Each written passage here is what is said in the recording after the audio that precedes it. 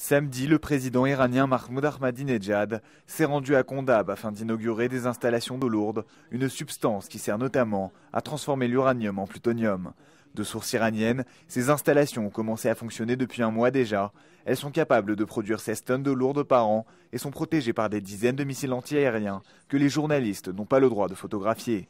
Le président iranien n'a pas peur des menaces américaines et déclare que même si on lui impose des sanctions, l'Iran continuera d'user de son droit au nucléaire.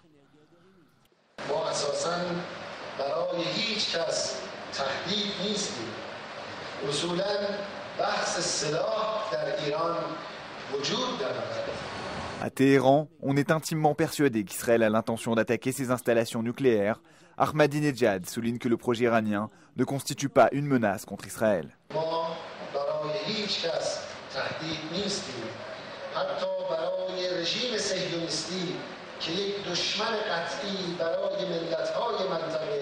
Ces déclarations ne sont pas prises au sérieux en Israël.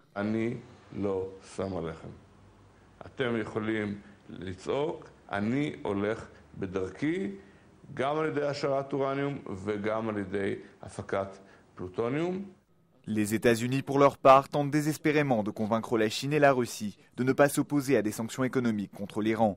Mais Pékin a besoin du pétrole iranien afin de faire fonctionner son économie et la Russie a des contrats économiques avec l'Iran qui valent des milliards de dollars. Ces éléments expliquent leur position sur la question.